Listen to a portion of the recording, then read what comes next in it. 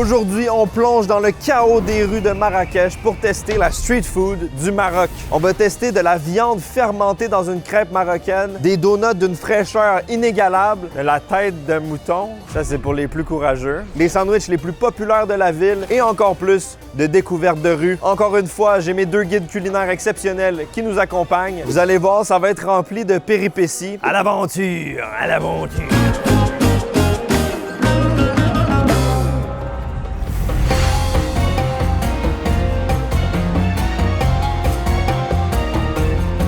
On s'en va tester le msemen et le khlieh. C'est une espèce de crêpe ou un pain qui est cuit et à l'intérieur, on rajoute la viande de khlieh qui est une viande cuite dans son propre gras. Elle peut être ainsi conservée des années et des années. C'est une espèce de jerky fermenté, sans date de péremption, très salé. Quand on pense à street food, on pense à street. Et regardez ça, il y a de l'action. C'est exactement ça qu'on veut. C'est l'expérience street food.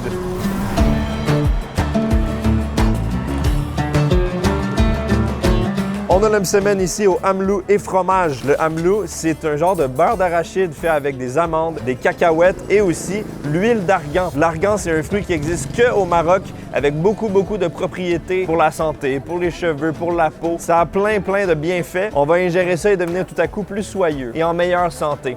On a ici la version avec le khlieh, avec la fameuse viande fermentée. On voit des petits morceaux de viande qui ont un peu fusionné avec le msemen. Très important de le préciser, c'est fait avec la viande rouge. Donc soit du bœuf, soit du mouton. On a demandé c'était lequel des deux, ils savent pas.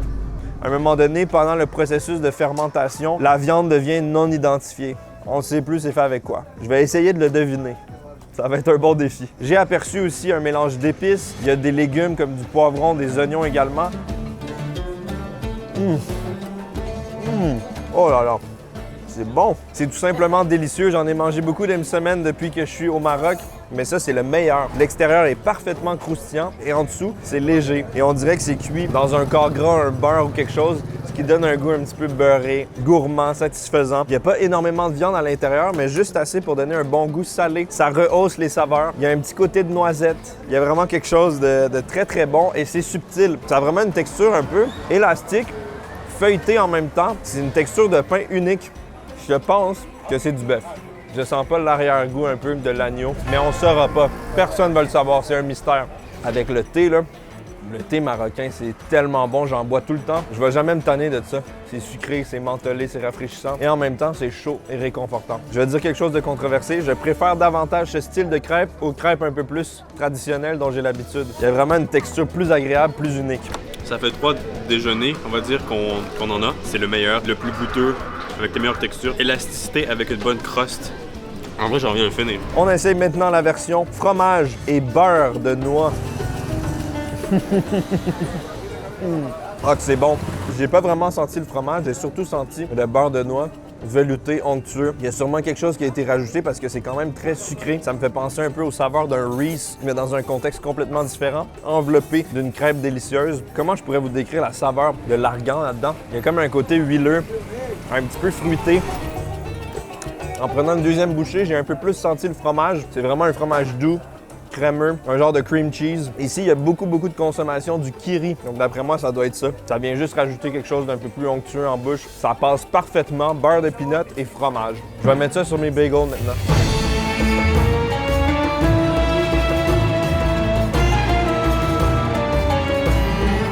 On est présentement dans un endroit exceptionnel, dans une cour intérieure, un coin complètement caché. Ici, il y a un restaurant anonyme qui sert de la makla. Ça veut littéralement dire poêle, une genre de poêlée. C'est un petit peu comme une shakshuka. On a eu le privilège de voir un peu comment c'est préparé, la sauce tomate, les œufs battus, la kefta rajoutée par-dessus, les épices, le persil. Et on a même une belle sauce pour accompagner tout ça avec du pain. J'ai rarement vu un plat aussi alléchant. Regarde-moi ça. Ça a l'air gratiné, croustillant, magnifique. C'est pas le genre d'endroit qu'on trouverait en tant que touristes. Donc, merci aux guides qui nous ont permis d'avoir accès à cet endroit parce que impossible de trouver ça par nous-mêmes. Comme on fait souvent ici, on mange avec les mains, avec du pain. Donc, je me suis déchiré un beau morceau. On a la sauce tomate qui est en dessous d'une couche d'œuf avec de la viande hachée, des épices. Ça semble être une belle bouchée. C'est extrêmement chaud. On va faire une première bouchée sans la sauce piquante et après, on va l'essayer. Oh, c'est chaud. C'est bon. Il y a tellement de choses qui se passent dans ma bouche. Des épices que j'ai jamais goûtées avant, j'ai l'impression.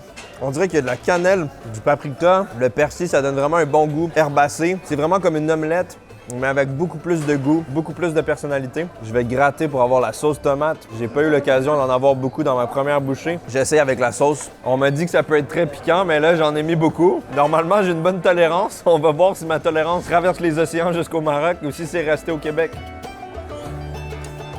Wow! On sent la fraîcheur des piments, la sauce est fruitée. Il y a un goût vraiment parfumé d'huile d'olive. Pas n'importe quelle huile d'olive, de l'huile d'olive tellement de bonne qualité. T'as l'impression de croquer dans une bouchée d'olive mélangée avec plein de piments, avec les œufs, la viande, tout ça mélangé ensemble dans cet endroit. Dur à battre. Je sais que vous allez adorer ça, les gars. Oh, le filet de bave! Tu te régales. Ouais, c'est piquant quand même. Elle est vraiment bonne la sauce, ça tabasse bien. Moi qui n'ai pas une grosse tolérance au piquant, mais en vrai ça va. Ça te fesse en premier lieu, mais ça se dissipe rapidement. C'est bon, la viande est bonne, les œufs c'est bon. La sauce tomate j'aime bien. Ça goûte plus ou moins ceci dit. Pas énormément de sauce tomate, ça aurait pu être bon qu'il y en ait encore plus parce que moi j'aime ça saucer à souhait, vous le savez. C'est vrai que juste visuellement, je veux plus de sauce tomate. Ça part comme ça. Oh! C'est bon, mais tu sais, je ramasserais ça à la cuillère et je mangerais ça vite. Ça serait un bon déjeuner complet. Je mettrais ça dans un wrap du travailleur. Oh! Je pense que c'est ça. You know where I was going. C'est bon ça! C'est un wrap du travailleur saucisse marocain. Je mettrais ça dans un wrap. Un wrap du travailleur kefta. C'était délicieux, je me suis régalé, très belle découverte. Je vous recommande fortement ce restaurant sans nom, anonyme. Bonne chance pour le trouver.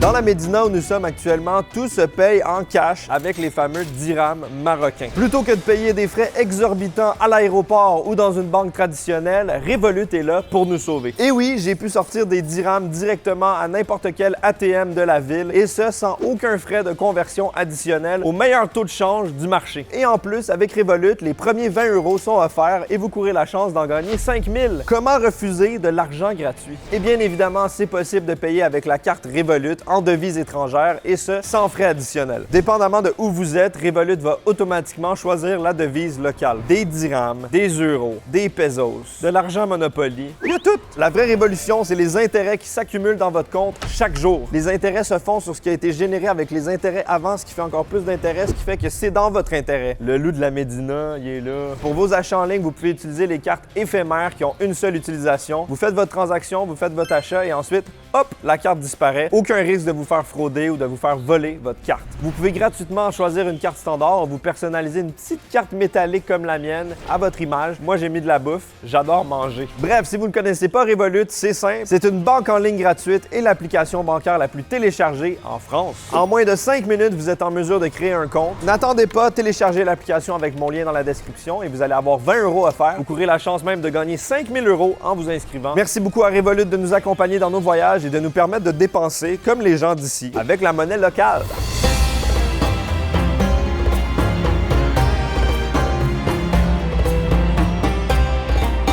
On est en pleine rue chez Omar. C'est un stand qui propose différents types de sandwichs avec ce pain ouvert qui s'appelle Khobza. À l'intérieur, on a toutes sortes de choses. On a eu l'occasion de voir vraiment la préparation. C'est une montagne d'oignons avec sur le dessus des tomates, un mélange de viande, il y a des morceaux de saucisse, il y a du poulet haché, il y a toutes sortes de choses. C'est retourné à la spatule plusieurs fois, c'est cuit, ça devient tout caramélisé. Et sur le dessus, il y a une petite tranche de fromage blanc. Tout ça, c'est fourré dans un beau pain ouvert comme ça et visuellement, c'est tout simplement magnifique. On m'a informé que c'est vraiment une spécialité street food incontournable de la ville de Marrakech. Il y a une quantité astronomique d'oignons et j'aime pas trop ça. Donc en ce moment, je sors de ma zone de confort. Je vais essayer ça en espérant avoir de belles surprises.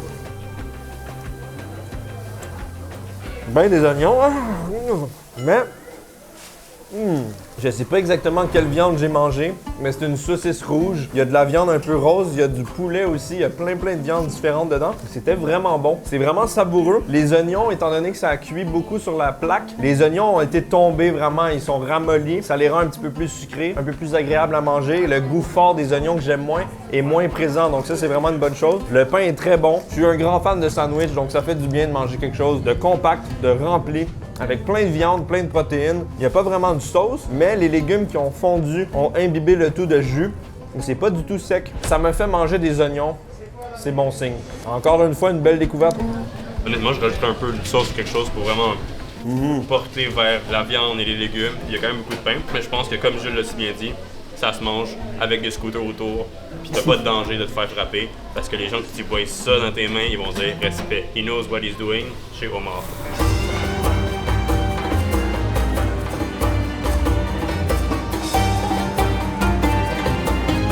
On est maintenant devant un restaurant qui fait des Sphinx. J'arrive pas du tout à le prononcer. Le guide m'a expliqué comment 10 fois, mais j'arrive pas. Sphinx. Bref, il s'agit de donuts traditionnels marocains. On les voit littéralement préparés devant nous. La pâte est fraîche, trempée dans l'huile bouillante et on va manger ça directement. C'est servi généralement avec un petit thé à la menthe. Ça a l'air moelleux, ça a l'air frit, ça a l'air délicieux. Shout out au crâne. Très hâte de manger ça. C'est pas la première fois que je dis ça, mais regardez cet environnement. Je pense qu'en ce moment, il y a du monde qui veulent se battre. Donc, une bataille de rue, un donut, la vie est belle. Oh là là là là! Alors, on va tester les Sphinx. On a 3 magnifiques donuts devant nous qui sont gonflés, qui sont dorés, qui sont alléchants. Regarde ça comme c'est crispy en dessous. C'est pratiquement sensuel, hein? On est loin du Tim Hortons ici, c'est fraîcheur, fait sur commande, twisté à la main par le monsieur. Il y avait vraiment une bonne technique, c'est pas ses premiers. Donc on prend un petit papier comme ça, qui est littéralement une feuille de papier. On prend le donut et on peut le tremper dans du miel ou dans du sucre. On a également le petit verre de thé à la menthe pour accompagner le tout. Le thé à la menthe, honnêtement, c'est bon dans tous les contextes. C'est la meilleure boisson de tous les temps. Je vais commencer tout seul, sans aucun sucre, juste pour voir à quoi ça ressemble. Oh! Oh! Wow! Vous voyez l'intérieur, c'est aéré, c'est léger, c'est gonflé. La texture est parfaite. J'aime beaucoup plus les donuts légers comme ça que les donuts trop denses qui ressemblent trop à du pain. Tu vas tremper ça dans du miel. Je constate que le miel ici est vraiment foncé. J'ai jamais vu du miel avec cette couleur-là. Je pensais que c'était du caramel ou de la melasse. Oh! Je sais pas quelle magie a été mise dans la pâte, mais c'est dans les meilleurs donuts que j'ai mangé de ma vie. La texture est parfaite, extérieur croustillant, mince, intérieur moelleux. Le miel est trop bon, il y a une petite amertume. Ça se voit que c'est comme concentré. Sucre et miel sur le donut. Meilleur que toutes les chaînes qui se spécialisent en donuts. C'est maison, c'est fait dans la rue. Ça me fait un peu penser au queue de castor, un équivalent québécois. Ça me fait aussi penser au Mr. Puff. Pas besoin de mettre de chocolat, pas besoin de le fourrer avec de la crème, pas besoin de mettre des sprinkles multicolores. Simple, efficace, direct au but. Et le but, ma bouche. Ah, ça m'a relaxé. Petit moment de chill. Encore une belle découverte. Mais quelle belle illustration! Il s'agit du tout nouveau T-shirt souvenir de ce voyage au Maroc. Le T-shirt est disponible tant que les vidéos du Maroc sortent et après, ça disparaît à tout jamais. Disponible sur le site legurki.com. J'ai un code spécial, le code TAJINE, T-A-J-I-N-E pour 10% de réduction. Profitez-en. Bon reste de vidéo et miam miam miam à tous!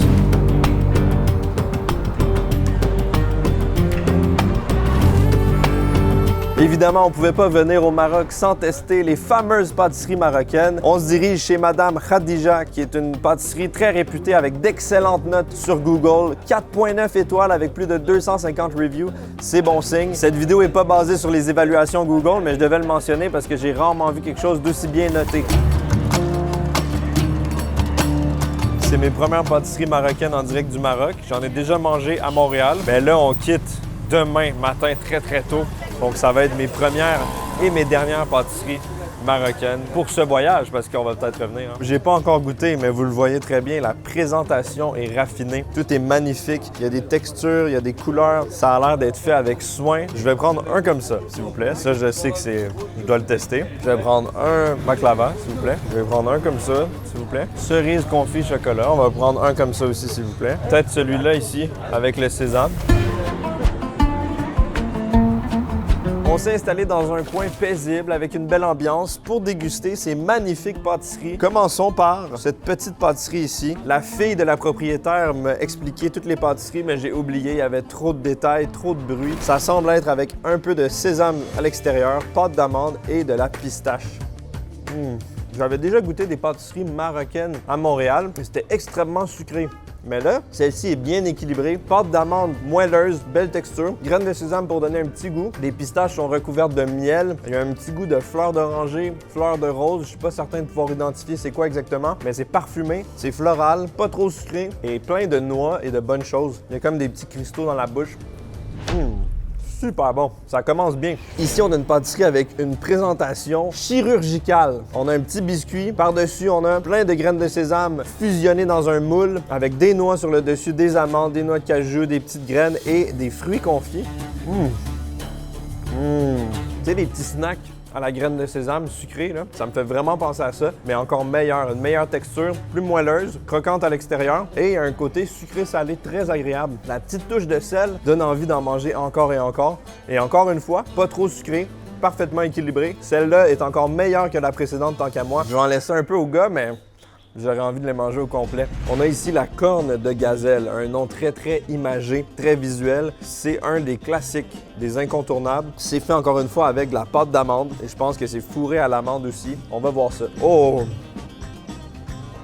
Je m'attendais à ce que ce soit sec, mais pas du tout. Ça se croque sans le moindre effort. Ultra léger, parfumé. On sent l'amande et on sent la rose. Je sais pas trop si c'est la rose ou l'orange, mais on sent vraiment des essences fruitées. Aide-moi, Carl. Pas d'oranger. Convaincu. Ça goûte la fleur, le parfum, mais quand même délicat. Je sais que c'est pas tout le monde qui aime vraiment les trucs parfumés comme ça. Moi-même, des fois, je suis pas fan, mais là, c'est bien fait. Si la corne est bonne de même, imagine le reste. La pâtissière m'a dit que ça, fallait absolument que je l'essaye. Ça a l'air un peu plus chocolaté. Je pense qu'il y a du caramel aussi. Il y a même une petite boucle en chocolat, en petits détails. Tout mignon. Oh! Il y a vraiment un côté sucre à la crème, caramel, beurre, extrêmement bon. Ça me fait penser un peu plus à des genres de desserts nord-américains. Il y a quelque chose de beaucoup plus sucré, beaucoup plus intense, beaucoup plus cochon. C'est bon, hein? Vraiment bon. Ouais, tu vois qu'il y a un côté très sucre à la crème de grand-maman. Et puis en plus sophistiqué. Ça rentre au poste par contre. Ah ouais. J'en mangerai pas des tonnes, mais... Tu le finis pas? Je le finis? Ben oui, finis-le. On a ici un petit cœur rose qui est à saveur de cerise, si je me trompe pas. C'était la sélection d'Alexis. Alexis a vu ça, il s'est dit, faut absolument qu'on prenne le petit cœur rose. T'es cute. On va goûter à ça. Oh! Oh là là! Ça, honnêtement, c'est beaucoup moins mon style. Très fruité. Pâte d'amande rose imbibée de sirop de fruits, j'ai l'impression. Et une cerise confite. C'est un petit peu comme un cherry blossom marocain. Et l'extérieur, on dirait du chocolat blanc, je sais pas trop c'est quoi. Moi, mon style de pâtisserie, je te l'offre avec grand plaisir. Je prends mon temps, faut profiter, faut savourer, faut comprendre les saveurs. Puis là, je comprends rien. Attends une minute. Oh, il y a un petit crunchy. Il doit y avoir un petit fruit à l'intérieur ou quelque chose parce que ça a fait pouf, ça a éclaté dans ma bouche. C'est la cerise. Ouais, la cerise de confite. Ça fait du bien, mais je pense que ce sera pas le remède pour ma gorge encore. Fait qu'on continue. Tu sais ce qui est un bon remède pour ta gorge? Le miel. Ça tombe bien, on a ici un baklava qui est une spécialité extrêmement populaire, rempli de miel, de pistache et de toutes sortes de belles couches de pâte feuilletée. C'est la première fois que je vois un baklava comme ça, de forme losangique. On dirait une affaire, là, c'est Sims. Comme ça? Tu l'as payé combien de Simflou, c'est ta patente? Let's go baklava, mon chum! Oh! Oh! Je pense que ta gorge va être guérie après une bouchée de ça parce qu'il y a probablement l'équivalent de 8 litres de miel imbibé dans cette pâtisserie. C'est extrêmement sucré, belle texture croustillante à la première approche en bouche, bon goût de pistache, mais je pense que c'est too much pour moi. Mais je sens que ma gorge est apaisée. Ça part sur les Sims 4. Oh ouais. Oh, même la mouche. Ouais, merci de me mettre ça. Ah, va-t'en. Tellement sucré, c'est tellement bon, c'est tellement un truc que tu manges après avoir eu un repas complet. C'est un bon avant-goût des pâtisseries marocaines. Je sais qu'il y a des dizaines, voire même des centaines de variétés différentes. Là, on en a mangé seulement 6. Tout était très bon. On ressent l'amour à travers chaque bouchée. Donc, très belle découverte. Shout out, Khadija.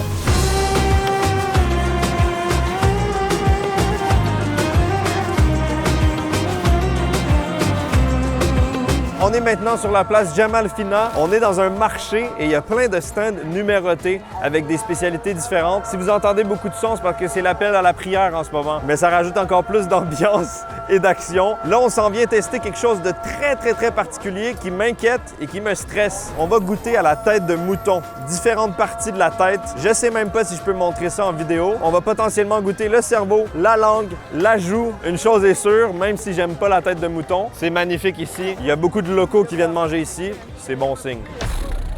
Je suis stressé, les gars, je suis stressé.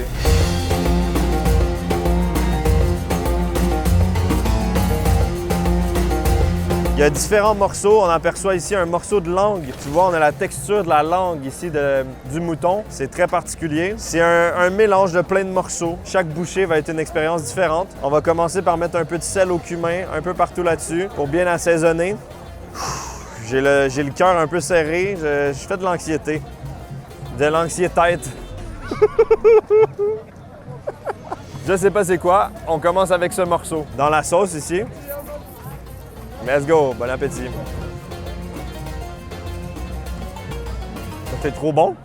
C'est tendre. On dirait un bon morceau de viande grillée. Je pourrais même pas deviner que c'est de la tête ou quelconque partie de la tête. Il n'y a même pas d'arrière-goût des fois. L'agneau, il y a un arrière-goût un peu fermier. Un goût de laine, un goût d'herbe. On le sent pas du tout.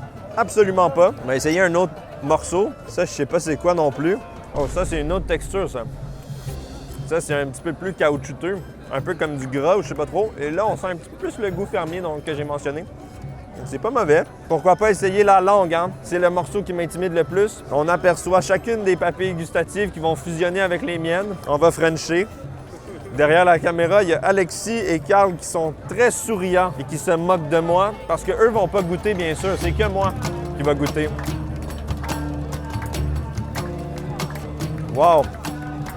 La texture est très particulière. Chaque morceau piquant de langue vient me gratter l'intérieur. C'est mou, ça se mange bien. Je m'attendais à quelque chose de plus caoutchouteux. Et on a quand même un arrière-goût d'agneau plutôt prononcé, mais moins que ce que je pensais. Avec un peu de pain trempé dans la sauce pour faire passer le tout, ça se mange bien.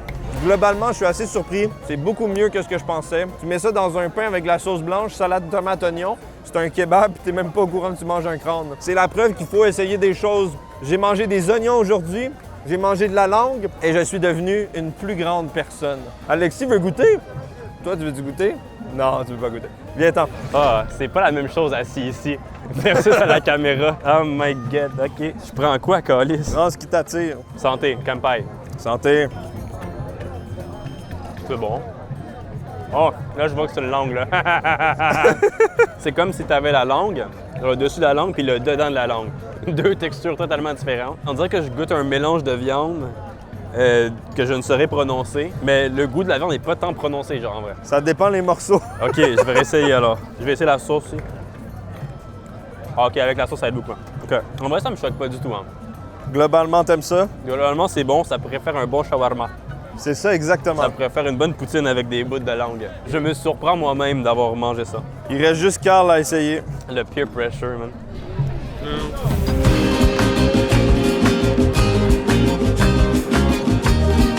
On est maintenant au stand numéro 69 chez Mustapha El Bahja et on vient boire un thé très très particulier ici avec énormément d'ingrédients différents dedans. Galanga, gingembre, cannelle, clou de girofle, cardamome, massis, cubéda, fruits de frêne, maniguette, muscade, noix de muscade, poivre long, nigel, rose beldi, réglisse, lac de Garance, hibiscus, badiane et estragon. Tout ça, c'est dans un thé herbal. Ça va permettre de passer au travers tout ce qu'on a mangé aujourd'hui. Il y a de l'eucalyptus, ça débouche le nez, ça fait du bien, ça sent vraiment bon les épices. J'ai l'impression d'être chez ma maman qui me fait une petite tisane parce qu'on a trop mangé à Noël. Salut maman. Je pense à toi maman. Bzha! Bzha! Oh, c'est délicieux, c'est très sucré. On sent le gingembre qui donne un côté piquant. C'est relevé, c'est épicé, c'est parfumé. C'est tout ce que tu veux dans un thé. Hello. Bonjour. Ça finit à merveille cette vidéo remplie de découvertes, de péripéties et de bonheur. Merci énormément d'avoir regardé. Merci énormément à Revolut d'avoir sponsorisé la vidéo. Utilisez mon lien dans la description pour avoir 20 € offerts gratuits et vous courez même la chance de gagner 5 000 € en vous inscrivant à Revolut. Merci tout le monde. Merci tout le monde. Bye bye. Vive le Maroc. Vive le Québec. Let's go. Vive le Maroc et vive le Québec.